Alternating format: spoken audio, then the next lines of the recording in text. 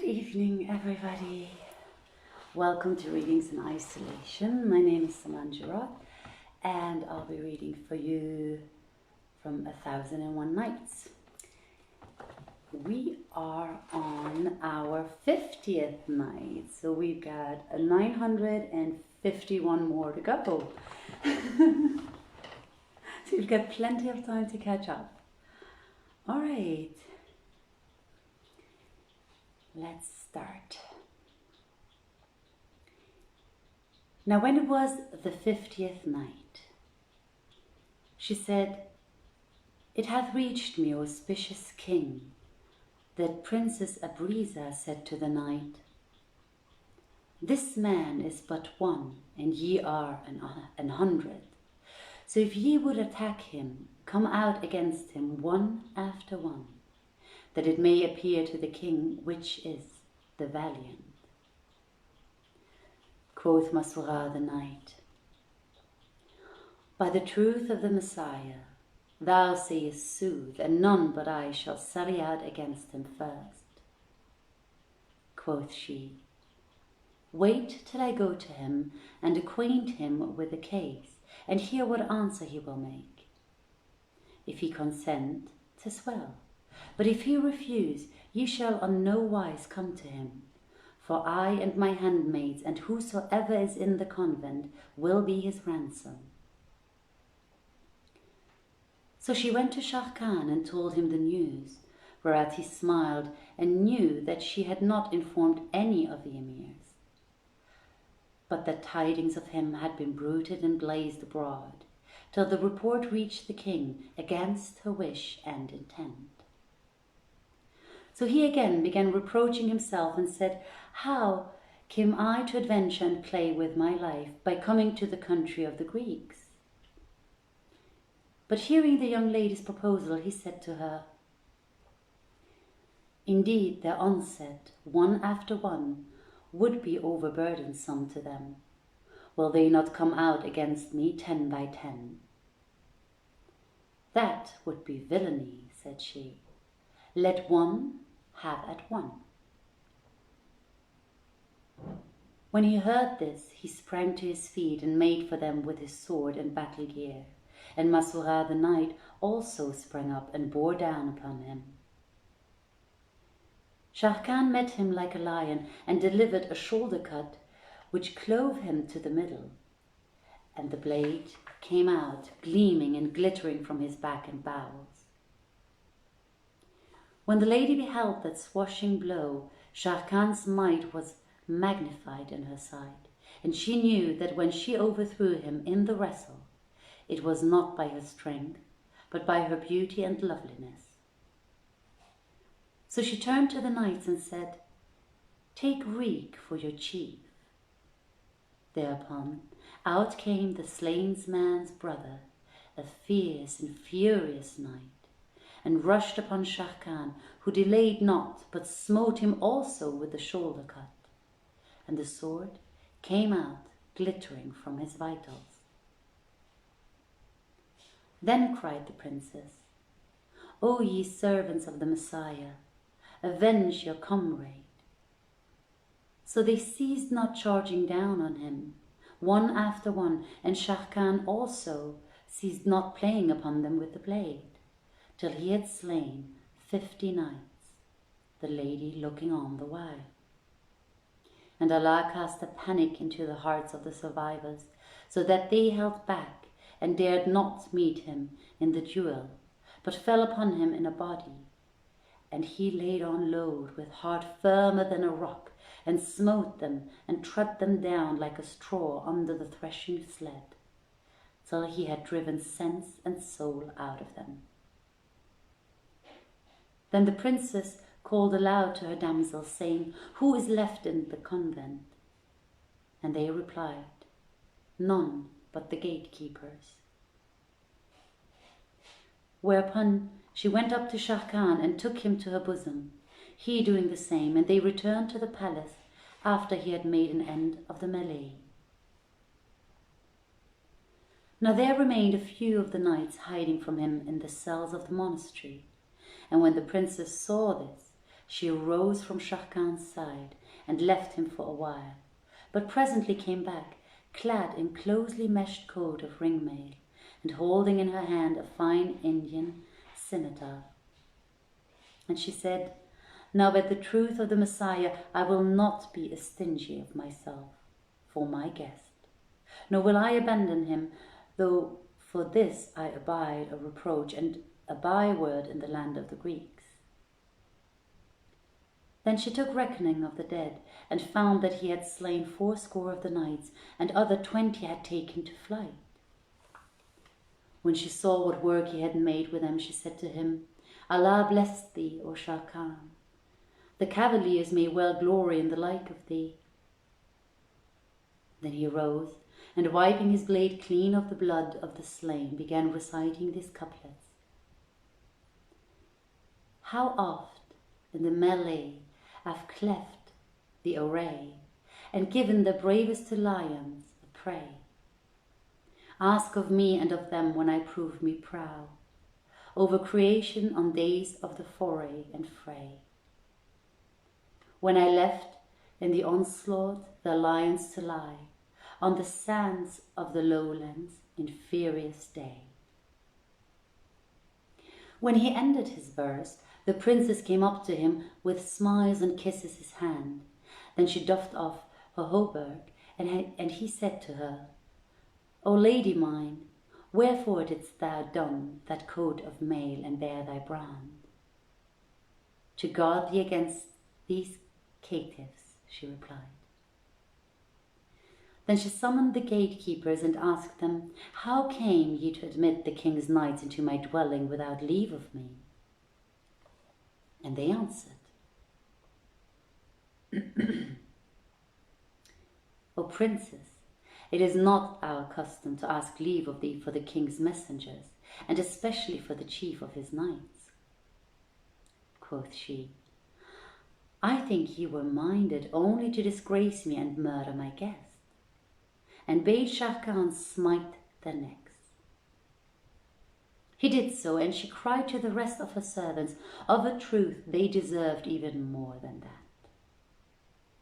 Then turning to Shah Khan, she said to him, "Now that there hath become manifest to thee what was concealed, thou shalt be made acquainted with my history.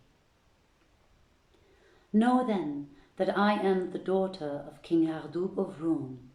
My name is Abriza, and the ancient dame I slept Zat al-Dawahi is my grandmother by the sword side. She it certainly is who told my father of thee, and as surely she will compass a sleight to slay me, more by token as thou hast slain my father's chivalry, and it is noised abroad that I have separated myself from the Nazarenes, and have become no better than I should be with the Muslims. Wherefore it were wiser that I leave this dwelling while Zat al-Dawahi is on my track. But I require of thee the like kindness and courtesy I have shown thee, for enmity will presently befall between me and my father on thine account. So do not thou neglect to do aught that I shall say to thee, remembering all this betided me not save by reason of thee." Hearing her words, Shah Khan joyed greatly. His breast broadened, and his wits flew from him for delight, and he said, "By Allah, none shall come at thee while life is in my bosom. But hast thou patience to bear, parting from thy parents and thy people?" "Even so," she answered. And Shah Khan swore to her, and the two plighted their troth. Then said she, "Now is my heart at ease, but there remaineth one other condition for thee." "What is it?" asked he, and she answered, "It is that thou return with thy host to thine own country." Quoth he, "O lady mine, my father, King Omar bin al-Numan, sent me to wage war upon thy sire on account of the treasure he plundered from the king of Constantinople, and amongst the rest 3 great jewels, noted givers of good fortune. Quoth she, "Cheer thy heart and clear thine eyes. I will tell thee the whole of the tale and the cause of our feud with the King of Constantinople. Know that we have a yearly festival, hight the Convent Feast, whereat kings from all quarters and the noblest women are wont to congregate. Thither also come merchants and traders with their wives and families, and the visitors abide there 7 days. I was wont to be one of them, but when there befell enmity between us, my father forbade me to be present at the festival for the space of 7 years. One year it chanced that amongst the daughters of the great, who resorted to the patron, as was their custom, came a daughter of the King of Constantinople, a beautiful girl called Sophia. They tarried at the monastery 6 days, and on the 7th the folk went their ways. But Sophia said, "I will not return to Constantinople, save by water." So they equipped for her a ship, in which she embarked with her suite, and making sail they put out to sea. But as they were voyaging, behold, a contrary wind caught them, and drove the vessel from her course, till, as fate and fortune would have it, she fell in with a Nazarene craft from the Camphor Island, carrying a crew of 500 armed Franks who had been cruising about a long time.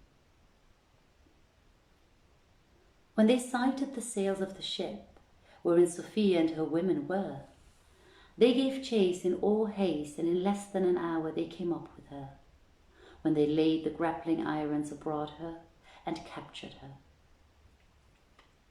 Then taking her in tow, they made all sail for their own island, and were but a little distant from it, when the wind veered round, and splitting their sails drove them on to a shoal which lies off our coast. Thereupon we sallied forth, and looking on them as spoil driven to us by fate, boarded and took them, and slaying the man, made prize of the wreck, wherein we found the treasures and rarities in question, and 40 maidens, amongst whom was the king's daughter, Sophia. After the capture, we carried the princess and her women to my father, not knowing her to be a daughter of King Afridun of Constantinople, and he chose out for himself 10, including her, and divided the rest among his dependents. Presently he set apart 5 damsels, amongst whom was the king's daughter, and sent them to thy father, King Omar bin al-Numan, together with other gifts, such as broadcloth and woolen stuffs and Grecian silks. Thy father accepted them, and chose out from amongst the 5 girls Sophia, daughter of King Afridun. Nor did we hear more of her till the beginning of this year, when her father wrote to my father in words unfitting for me to repeat, rebuking with him menaces, and saying to him, 2 years ago, you plundered a ship of ours which had been seized by a band of Frankish pirates, in which was my daughter Sophia, attended by her maidens, numbering some 80. Yet ye informed me not thereof by messenger or otherwise, nor could I make the matter public, lest reproach befall me amongst the kings, by reason of my daughter's honour. So I concealed my case till this year, when I wrote to certain Frankish corsairs, and sought news of my daughter from the kings of the isles. They replied, By Allah, we carried her not forth of thy realm, but we have heard that King Hardub rescued her from certain pirates. And they told me the whole tale.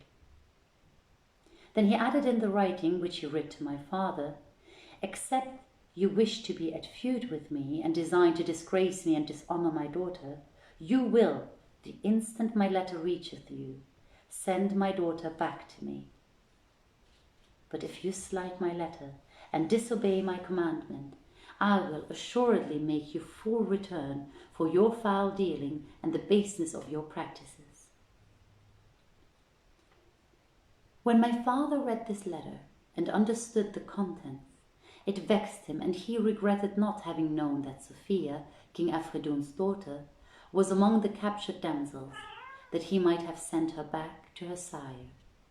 And he was perplexed about the case, because after so long a time he could not send to King Omar bin al-Numan and demand her back from him, especially as he had lately heard that heaven had granted him boon of babe by this Sophia.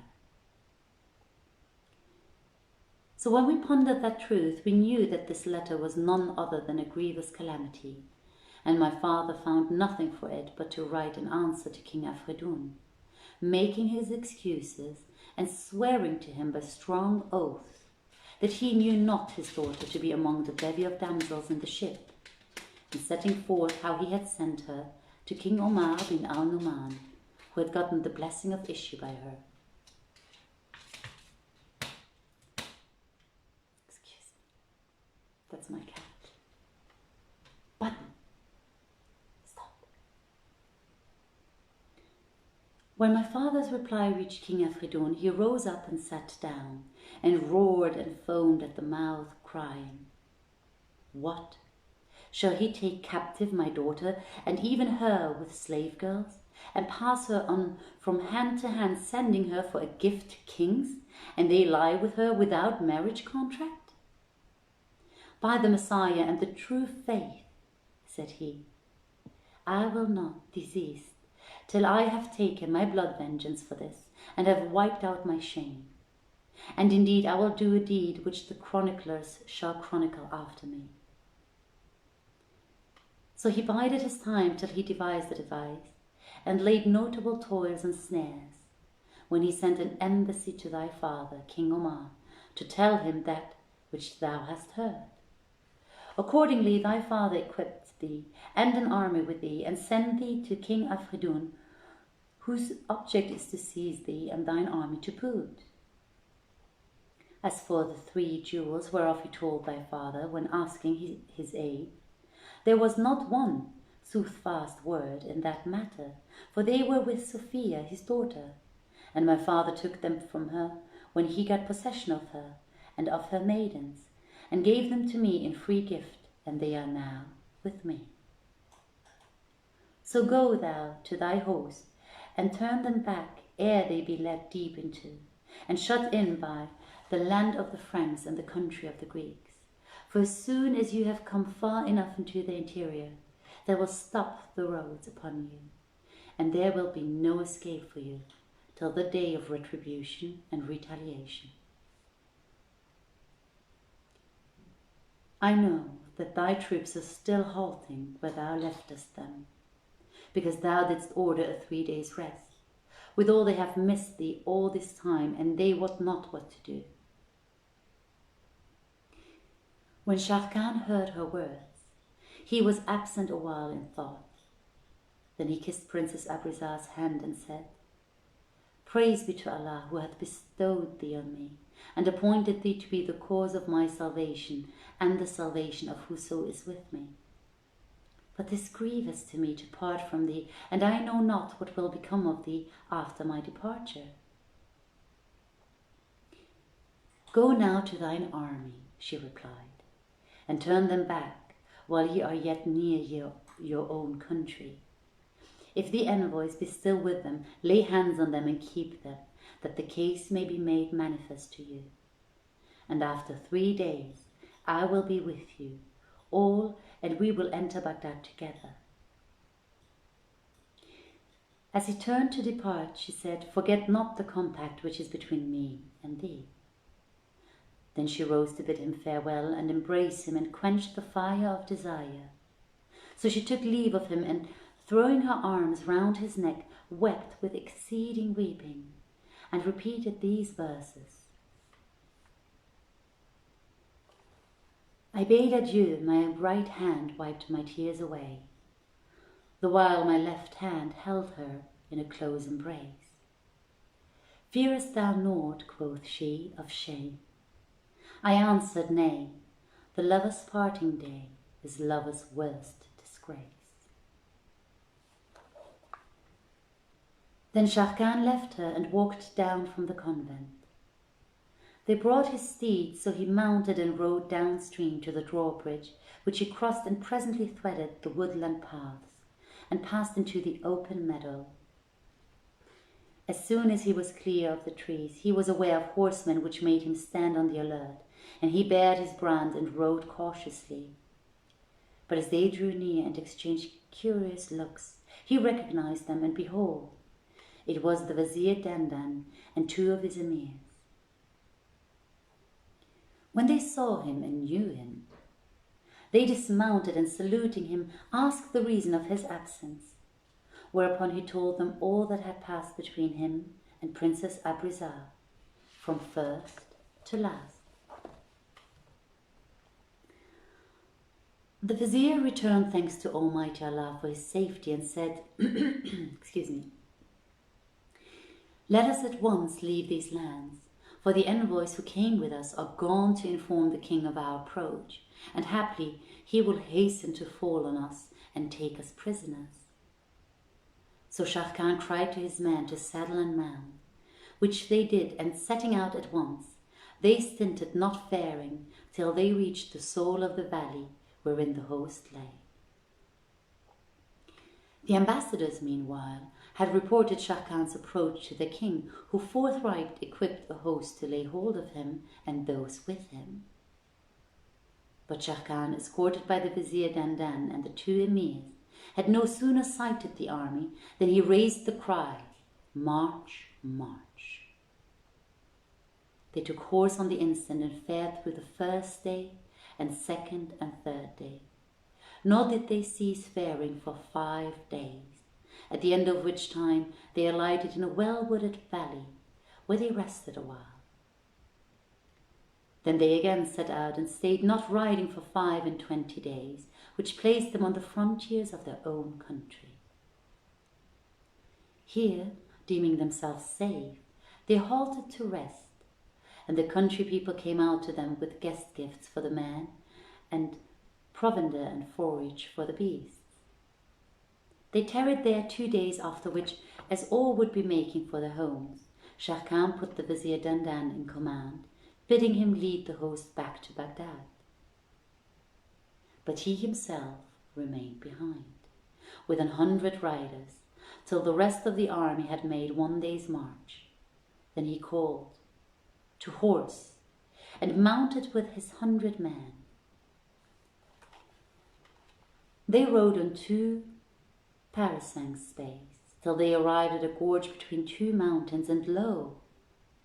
There arose before them a dark cloud of sand and dust. So they checked their steeds a while, till the dust opened and lifted, discovering beneath it 100 cavaliers, lion-faced and in mail coats cased. As soon as they drew within earshot of Sharrkan and his meaning, they cried out to them, saying, "By the virtue of John and Mary, we have won to our wish. We have been following you by forced marches, night and day, till we forewent you to this place. So dismount and lay down your arms and yield yourselves, that we may grant you your lives." When Sharrkan heard this, his eyes stood out from his head, and his cheeks flushed red, and he said, "How is it, O Nazarene dogs, ye dare enter our country and overmarch our land? And doth not this suffice you, but ye must adventure yourselves and address us in such unseemly speech? Do you think to escape out of our hands and return to your country?" Then he shouted to his 100 horsemen, "Up and at these hounds, for they even you in number." So saying, he bared his sabre and bore down on them, he and his, but the Franks met them with hearts firmer than rocks, and white clashed against white, and night dashed upon night, and hot waxed the fight, and sore was the affright, and nor parley nor cries of quarter helped their plight. And they stinted not to charge and to smite, right hand meeting right, nor to hack and hew with blades bright white, till day turned to night, and gloom oppressed the sight. Then they drew apart, and Sharrkan mustered his men and found none wounded save 4 only, who showed hurts but not death hurts. Said he to them, "By Allah, my life long have I waded in the clashing sea of fight, and I have met many a gallant sprite, but none so unfrightened of the sword that smites and the shock of man that affrights like these valiant knights." "Know, O king," said they, "that there is among them a Frankish cavalier who is their leader. And indeed he's a man of valor and fatal in his spear thrust.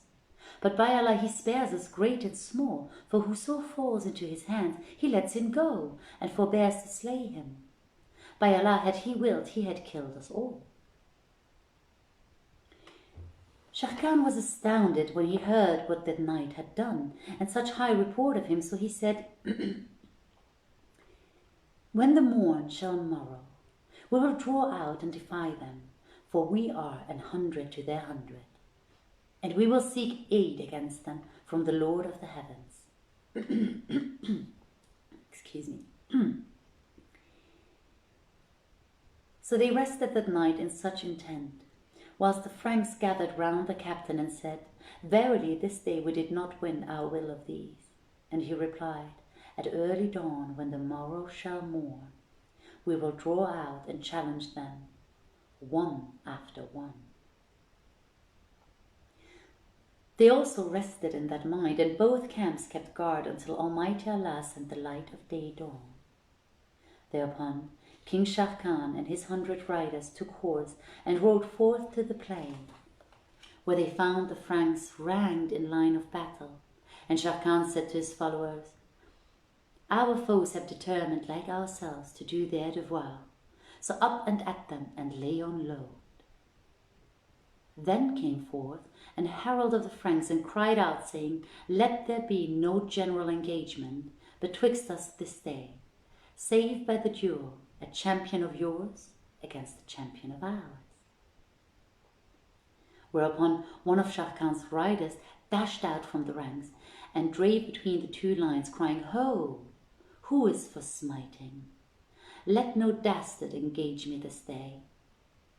Hardly had he made an end of his vaunt when there sallied forth to him a Frankish cavalier, armed cap a pie and clad in a surcoat of gold stuff, riding on a grey-white steed, and he had no hair on his cheeks. He urged his charger on to the midst of the battle plain, and the 2 fell to daring do of cut and thrust. But it was not long before the Frank foined the Muslim with a lance point, and toppling him from his steed, took him prisoner and led him off crestfallen. His folk rejoiced in their comrade, and, forbidding him to go out again to the field, sent forth another, to whom sallied out another Muslim, brother to the captive, and offered him battle. The 2 fell too, either against other, and fought for a little while, till the Frank bore down upon the Muslim, and forcing him with a feint, tumbled him by a thrust of the lance heel from his destrier, and took him prisoner. After this fashion the Muslims ceased not dashing forwards, one after one, and the Franks to unhorse them and take them captive, till day departed and the night with darkness upstarted. Now they had captured of the Muslims 20 cavaliers, and when Sharrkan saw this, was grievous to him, and he mustered his men and said to them, "What is this thing that hath befallen us?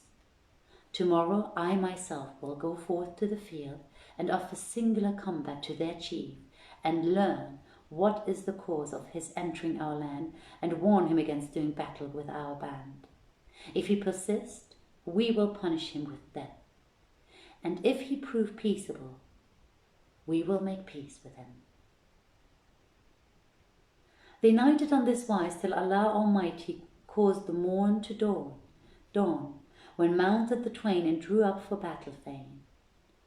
And Sharrkan was going forth to the plain, but behold, more than one half of the Franks dismounted and remained on foot before one of them who was mounted, till they reached the midst of the battle plain. Sharrkan looked at the horseman, and lo, he was the chief. He was clad in a surcoat of blue satin and a close-ringed mail shirt. His face was as the moon when it rises, and no hair was upon his cheeks. He had in hand an Indian scimitar, and he rode a sable steed with a white blaze on brow, like a dirham.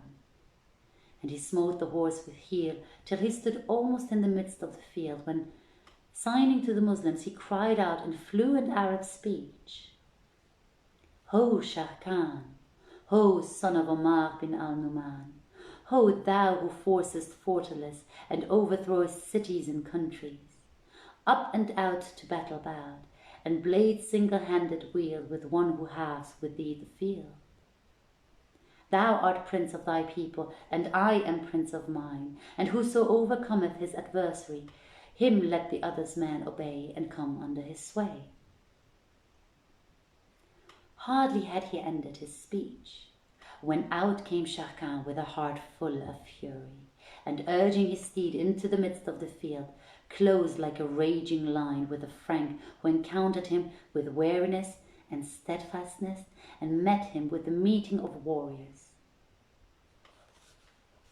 Then they fell to foining and hewing, and they stinted not of onset and offset, and give and take, as they were two mountains clashing together, or two seas together dashing. Nor did they cease fighting until they darkened and night starkened. Then they drew apart, and each returned to his own party. But as soon as Sharrkan foregathered with his comrades, he said, "Never looked I on the like of this cavalier. He hath one quality I have not yet seen in any, and this it is, that when his foeman uncovereth a place for the death blow, he reverseth his weapon, and smiteth with a lance heel. In very deed I know not what will be the issue twixt him and me, but 'tis my wish that we had in our host his like, and the like of his man." Then he went to his rest for the night, and when morning dawned, the Frank came forth and rode down to the midfield, where Sharrkan met him. And they fell to fighting and to wheeling, left and right, and necks were stretched out to see the sight, nor did they stint from strife and sword-play and lunge of lance with main and might, till the day turned into night, and darkness overwhelmed the light. Then the twain drew asunder and returned each to his own camp, where both related to their comrades what had befallen them in the duel. And at last the Frank said to his men, "Tomorrow shall decide the matter." So they both passed that night restfully till dawn.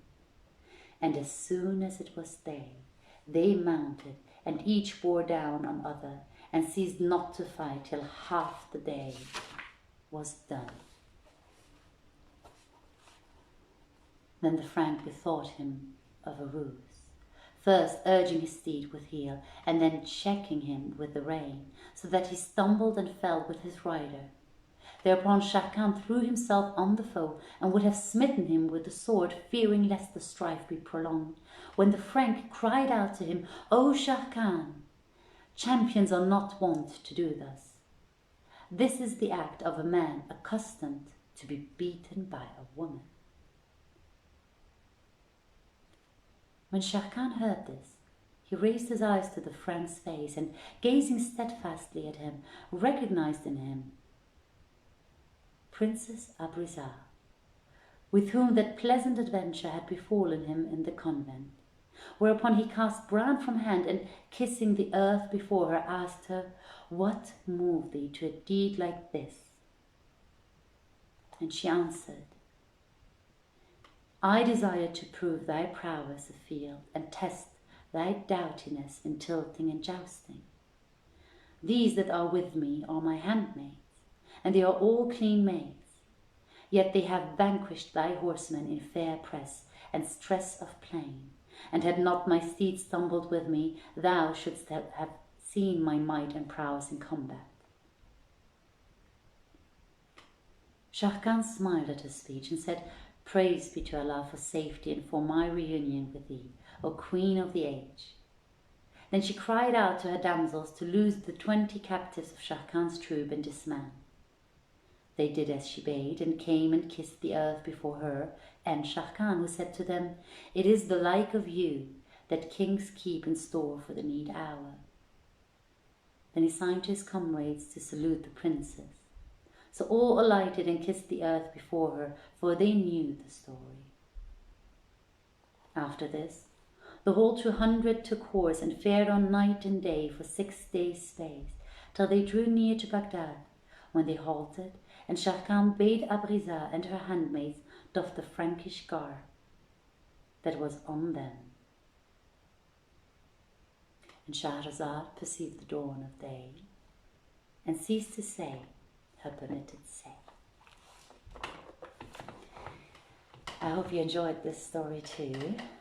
Don't you just love the strong women in this? Hi Sophie, hi Ekaterina. I'm going to send you hearts once this is over. All right, this was a long one. I'm going to go and get some rest. I wish you a pleasant night, a peaceful night, sweet dreams, and as usual, remember to go inwards instead of outwards. Wishing you sweet dreams, everyone, and thanks for tuning in. See you soon.